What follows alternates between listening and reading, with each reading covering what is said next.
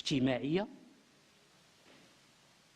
وأزمة مؤسساتية الوضع الحزبي طبعا جزء منها، أزمة اجتماعية اتساع دائرة الفقر، لا مردودية مختلف المشاريع بما فيها مشاريع التنمية البشرية، خصاصات اجتماعية وخدماتية في قطاعات حيوية كبرى كالتعليم والصحة إلى آخره، أزمة اقتصادية، ارتفاع المديونية، أزمة مجتمعية وقيمية، ارتفاع نسب الجرائم والعنف وانهيار المنظومة القيمية التقليدية، وأزمة سياسية لتتمثل بالأساس في استنفاد واحد القطبية ثنائية مزيفة حكمت الوضع السياسي منذ 2011، استنفدت وظائفها وفشلت في إحداث التوازن المطلوب من طرف صانعها، هي مصطنعة.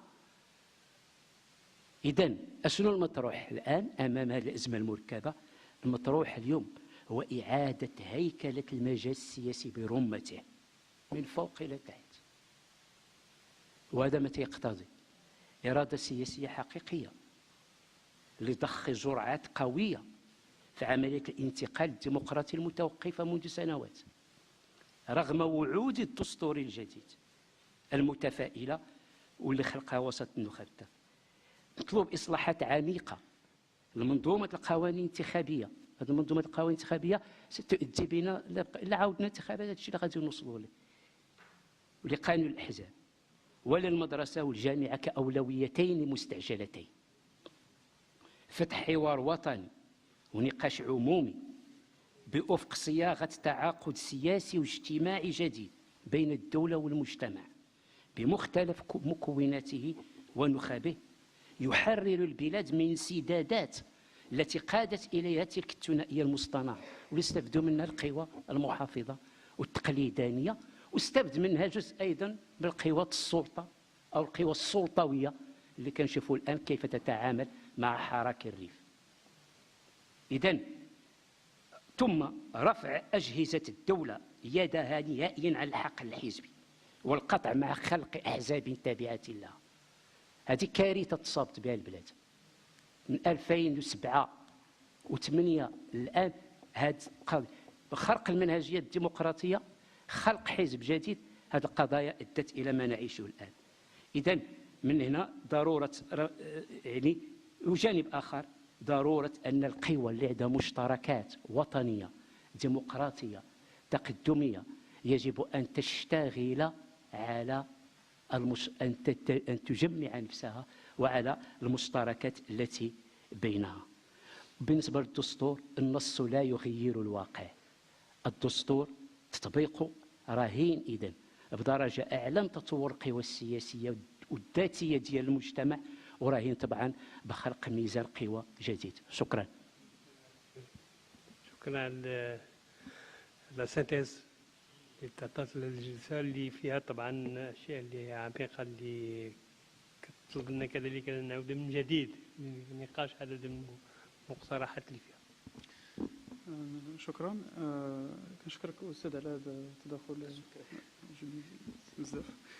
Moi, je voudrais revenir sur l'intervention, enfin plusieurs choses qui ont été dites, mais notamment l'intervention de Cécile qui a été très longue, très historique, très dense. Et un point principal qui m'intéresse beaucoup, et je trouve que dans cette narration, il n'est vraiment pas assez développé, c'est l'obsession, ce que je qualifie personnellement, de l'obsession du contrôle dans le régime politique qui est le nôtre. Et quand je dis régime politique, je ne parle pas du tout dans un sens péjoratif. Je parle vraiment du concept en sciences politiques, de dire nous vivons dans un régime politique, et que j'estime, en tant qu'acteur associatif et en tant que citoyen, que le contrôle qu'il entend exercer sur la société et sur les élites politiques est incompatible avec le projet démocratique contenu dans la Constitution. Vous avez dit à certains moments qu'en 2002, pour des raisons d'héritage de ce qui a été fait sous l'ancien règne, etc., c'était... Voilà. On peut discuter. Moi, que les décisions, pareil pour le PAM, la création du PAM qui a été poussée par d'anciens gauchistes, ralliés, etc., moi, je ne veux pas rentrer dans ces débats-là parce que moi, j'aime bien me baser sur des sources et des données tangibles et les intentions, finalement, m'importent peu. Ce qui m'importe, c'est que ça a été fait et que quelqu'un en porte la responsabilité. En 2002, la méthodologie démocratique, pour reprendre les termes du bureau politique de l'USFP de l'époque, aurait voulu que M. Yousfi soit reconduit. Il n'a pas été reconduit. En 2007, la personne qui est devenue Premier ministre a clairement déclaré, je crois que c'était son premier discours politique, mon programme, c'est le programme de Sa Majesté. Donc quand on parle de l'importance d'avoir des programmes, je pense que cette déclaration, elle a clos le débat. Il n'y a pas de programme. On n'a pas besoin d'un programme. Le cas de M. Benkeren, qui est un cas exceptionnel, permettez-moi d'être en désaccord. Je pense que le cas de M. Benkeren est d'une parfaite banalité. Banalité. C'est un homme politique qui a gagné les élections et qui n'est pas resté Premier ministre. Et qui n'est pas resté Premier ministre. C'est tout. Chef de gouvernement. C'est ça. Pour moi, on peut retourner la situation comme on veut. Il a gagné les élections. Il n'est plus chef de gouvernement. C'est tout.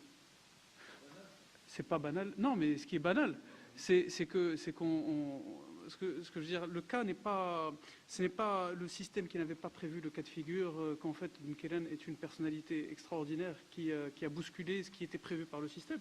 Je ne souscris pas à cette lecture. Je dis simplement qu'il y a des règles du jeu, que ces règles du jeu ne sont pas respectées. Et on peut en discuter. Je voudrais qu'on en discute. Je pense qu'il faudrait qu'on en discute. Malheureusement, c'est un fait sociologique, vous l'avez dit, sur le fait que l'argent prenne de la place dans les partis politiques et que finalement, il est plus facile de se faire élire quand on est un businessman plutôt que quand on est un militant. C'est vrai. Et il y a énormément d'études sur le sujet. On voit qu'il y a une transformation du personnel élu dans les partis politiques, dans la Chambre des représentants, même la Chambre des conseillers, depuis l'alternance. Parfaitement d'accord. Les raisons. Encore une fois, il y a un acteur politique qui est dominant. Pourquoi on ne regarde pas assez de son côté-là? Enfin, il y a des règles du jeu, il faut les respecter. Sur cette question du renouvellement des parlementaires, alors je vais partager avec vous des informations qui ne sont pas encore publiées, mais on travaille dessus. Vous savez, je vais prendre un exemple, une comparaison. Quand Emmanuel Macron, avec son groupe, a réussi à renouveler le Parlement de quoi 70% à peu près. En France, ils ont dit que c'était inédit sous la Ve République qu'il y ait un semblable taux de renouvellement. Chez nous, c'est quasiment chaque élection, entre 60 et 70% de circulation. Donc ce qui a été vécu en France comme étant un événement démocratique majeur parce qu'on a un renouvellement du personnel politique, chez nous c'est exactement le contraire. Chaque rendez-vous électoral, il y a un renouvellement. C'est comme une machine à laver. En fait, on fait rentrer les gens en tour de manège 5 ans, ils repartent. Mais la conclusion, c'est quoi? La conclusion, c'est qu'il n'y a pas de création d'une identité du pouvoir législatif. Il n'y a pas de continuité. Les gens rentrent et sortent, rentrent et sortent, rentrent et sortent. On ne peut pas consolider l'existence d'un Parlement. Donc, il fonctionne, il monte très vite, il descend très vite, il tourne. Donc, si vous voulez, il y a plein de choses. Mais en même temps, je sens que ce que vous dites, il y a des choses qui sont implicites et sous-entendues, qui sont passionnantes. J'aimerais beaucoup qu'on en parle plus. Parce que je pense que votre discours, c'est un iceberg. Oui, je m'adresse à Cécile. Je pense... Non, mais parce que vous avez une position privilégiée. Effectivement, ça fait longtemps que vous suivez la question. J'ai votre livre de 77. C'est une des rares sources sur les élections de 77. Et je suis surpris de vous entendre dire que 2016 était plus... que jamais vous n'aviez vu ça, depuis 77. Parce que quand même, 77, c'était pas mal. Je sais pas, je crois. À vous lire. À vous lire. D'ailleurs, je me souviens que... Je vais finir sur ça. Je me souviens que dans votre livre, à un moment donné, vous citez la campagne de ce qui allait devenir le RNI, des indépendants, et que vous écrivez, je vais vous citer, que les candidats disaient eux-mêmes ou faisaient dire qu'ils étaient les représentants du Marzen, les seuls, les vrais, contrairement aux autres. Que c'était un argument de campagne. Merci. Y a-t-il d'autres interventions? Une question.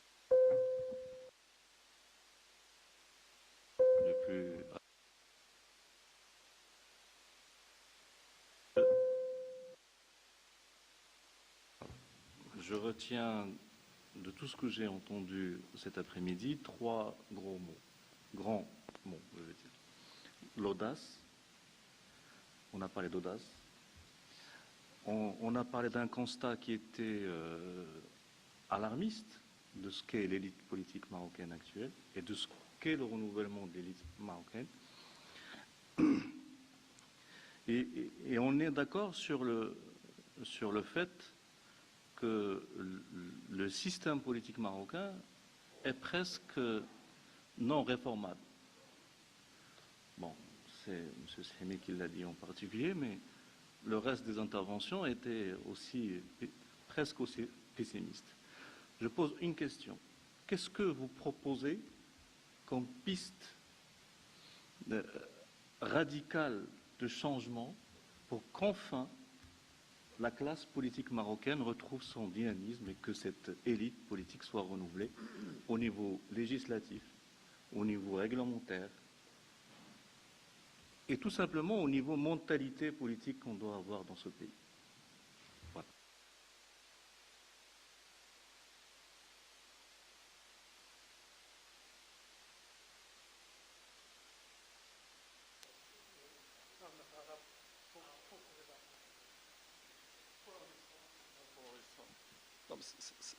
C'est pour la régie.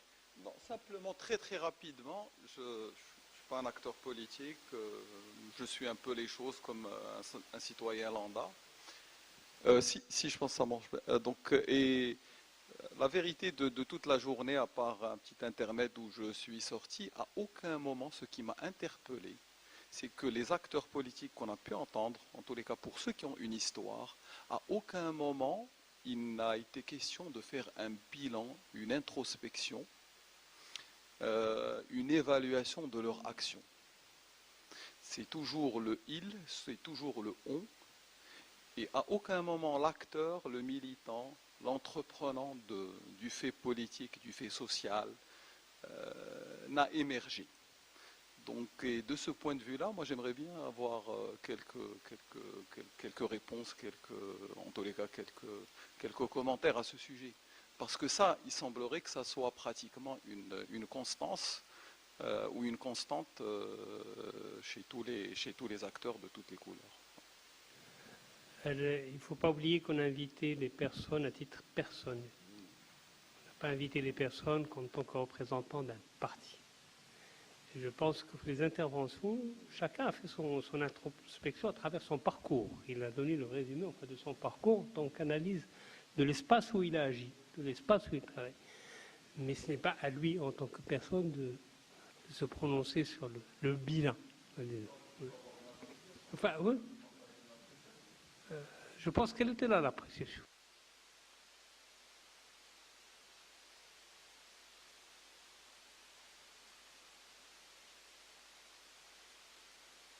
Un dernier tour de piste, quoi. Enfin, c'est ça, pour les rapides, pour... Le régisseur prend le trapo Ahmadi. On va vous libérer dans 5 minutes. Je vais être rapide. Alors, vous avez parlé de l'obsession du contrôle par le régime. D'abord, ce n'est pas une obsession, me semble-t-il, ce n'est pas une obsession. La monarchie est une institution centrale qui a sa légitimité. Le roi est un acteur politique. C'est un acteur central, avec des prérogatives, avec une charge historique, avec une charge religieuse, et donc il n'est pas dans la stratosphère, il n'est pas dans un monde virtuel, il est dans un champ politique, et il est garant d'un certain nombre de choses définies par la Constitution, et donc comme acteur central, il est obligé de voir comment faire avancer les choses. Il ne peut pas ignorer le rapport de force. Pourquoi voulez-vous qu'il ignore le rapport de force?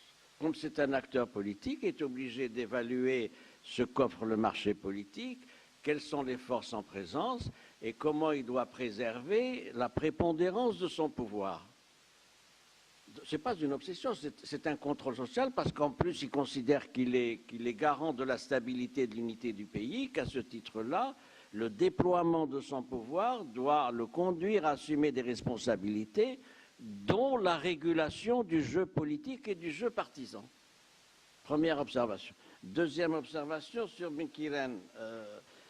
Vous dites que c'est banal. C'est pas banal du tout. Je suis d'accord avec Mohamed pour le statut de Benkiren. C'est pas banal parce que c'est un parti. Le roi s'est trouvé confronté en 2011 et en 2016 à une équation politique inédite. Jusqu'à 2011, avant les élections, il avait en face de lui des partis politiques, les uns issus du mouvement national, les autres dits administratifs. Et donc, il a trouvé des formules variables entre 1999 et 2011. Et donc, ça a fonctionné, puisque les partis du mouvement national, les trois, sont restés dans les cabinets successifs jusqu'en 2011. Et qu'ils se sont installés dans l'équation du cabinet d'alternance 90, puisqu'ils ont formé une majorité avec des partis dits administratifs, en l'occurrence le RNI et le MP. Ce qui est nouveau pour le roi, me semble-t-il, c'est qu'en 2011, il se retrouve avec un parti qui arrive premier, ce qui n'était pas forcément l'hypothèse la plus souhaitable et la plus prévisible, mais c'est un parti qui arrive premier. Ensuite, il est obligé d'appliquer l'article 47, de prendre quelqu'un au sein du parti arrivé premier. Ça ne pouvait être que Benkiren, évidemment, puisque en septembre 2011, 2 mois avant les élections, 6 semaines avant, il va encore me censurer assez, Khalid. Non, 10 secondes. Non, le PJD a été astucieux parce que 6 semaines avant les élections du 7 octobre 2011, ils ont pris une décision disant si nous arrivons premier et que Sa Majesté évidemment nous demande de former le gouvernement, notre seul candidat c'est Abdillah Benkiren. Donc ils avaient verrouillé, préempté déjà le choix de Benkiren. Deuxième difficulté, c'est 2016. 2016, encore le parti se posait le problème de Benkiren. Alors pourquoi c'est inédit ? Parce que voilà un parti qui vient, il vient des urnes. Il vient des urnes et donc avec une forte mobilisation et l'expression d'une volonté populaire. 2, c'est un parti différent par nature des autres parce qu'il est dans le champ religieux. Tous les autres partis n'étaient pas dans le champ religieux. Or, dans le champ religieux, le roi a statut monopolistique, quasi monopolistique, puisqu'il est Amir al-Mouminin.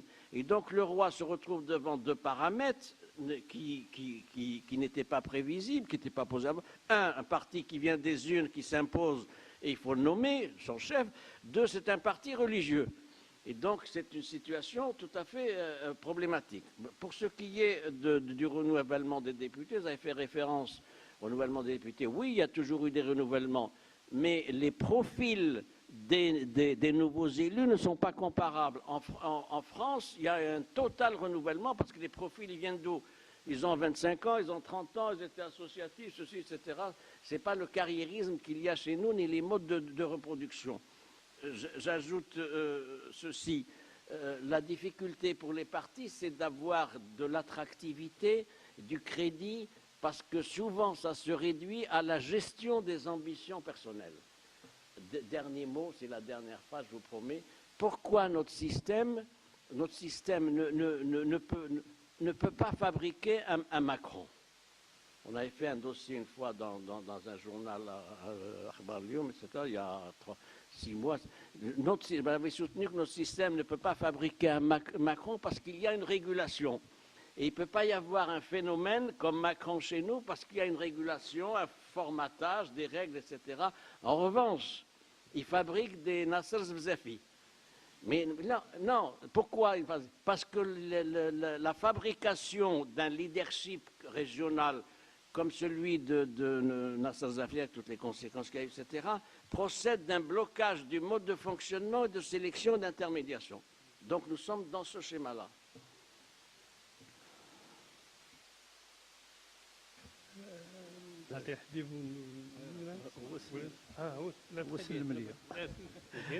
لا أنا عندي جوج ملاحظات. الملاحظة الأولى هو كنتساءل كيفاش النظام ديالنا يمكن يصنع بن كيران ويصنع شباط ويصنع شقر ما يقدرش يدير ماكرون. يعني كاين شي مشكله. اذا هذا تيصاوب بواحد البضاعه معينه، هذا النظام تيصاوبش بضاعه اخرى. هذه وحده. لا بيان سور يمكن هذا الشيء اللي بغا يقول. الحاجه الثانيه انا تيوضع لي المسار التاريخي اللي وصفتي واللي هو دقيق وكنشكرك عليه، تيوضع لي واحد المشكل، لانه الى سلمنا ان كل شيء انطلق من الايام الاولى ديال عهد محمد السادس اللي استحضر فيها التجربه ديالهم اللي كان مع باه وتشوف كيفاش كتم الصفقات الحزبيه والسياسيه، وقرر اولا اعدام الاحزاب الوطنيه، ثانيا استقطاب الكفاءة التكنقراطية كلها ليه، ثالثا تضخيم المجتمع المدني. طبعا 18 سنة دازت على هذه القرارات، 18 سنة دازت. هذا حقل الخراب اللي احنا فيه. واش يمكن شي نهار، اسمح لي السي مصطفى ان توجهك، لكن انت في اسرار الالهه انا ماشي فيها، ولذلك يمكن نطلب منك نقول لك واش واحد النهار يمكن الملك اللي قرر هذه الاشياء الثلاثه يتوجه لنا بواحد الخطاب قوي ويقول لنا اسمحوا لي اخطانا، دابا غادي نديروا حاجه اخرى. واش يمكن ولا ما يمكنش؟ انا تنظن بان هذا الخطاب النقدي اللي غير ممكن في بلادنا هو واحد من سبب المشاكل. شكرا.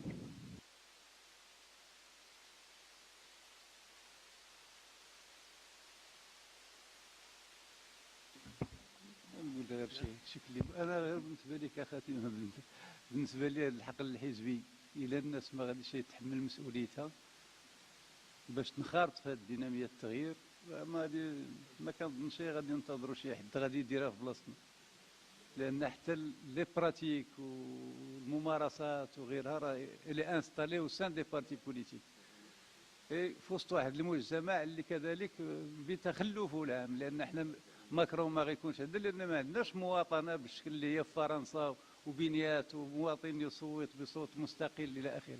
نحن في نوتر ديناميك اللي كنعتقد فيها المسؤوليات ديال الفاعلين السياسيين بالدرجه الاولى، لا تجاه الدوله ولا تجاه انفسهم ولا تجاه المواطنين. شكرا. شكرا سي حبيب. عادة ما تكون الخاتمة كتقدم واحد العرض اللي هو تلخيصي اللي فيه ما استنتجناه من حوارنا في الحلقات اللي عرفناها اليوم، ولكن غتكون صعوبة في الوقت الظرف الحالي، ونظرا كذلك الضخامة ديال القضايا اللي طرحات والغنى ديالها، نخليو أننا نفكروا شوية خلال ما جرى في هذه الحلقات الثلاث، وندونوا ذلك في واحد الوثيقة اللي يمكن توزع فيما بعد على المشاركين. نعطي الكلمة الأخيرة لخالد. اولا شكرا للاخوان كلهم على حضورهم وعلى عطائهم. انا كنظن انه هذه الجوله الاخيره من اجتماعنا يمكن تقتضي اننا نعاودوا نكررها، لانه خلاصات اساسيه خصنا نستخلصوها من هذا اليوم الدراسي. صح. يمكن اننا الان تكلمنا بعجاله في هذا الموضوع هذا، غنحاولوا انه الاخوان اللي اليوم ما تمكنوش باش يكونوا معنا، يمكن غادي يكونوا ارتاحوا من بعد كل هذه الاحداث الاخيره في الحقل السياسي في الاسابيع الاخيره. ان شاء الله نعاودوا باش نستخلصوا فعلا، وديك الساعه يمكننا يعني نقوموا بعمليه ديال استخلاص كل ما يجب استخلاصه من هذا المسار. شكرا جزيلا لكم كلكم.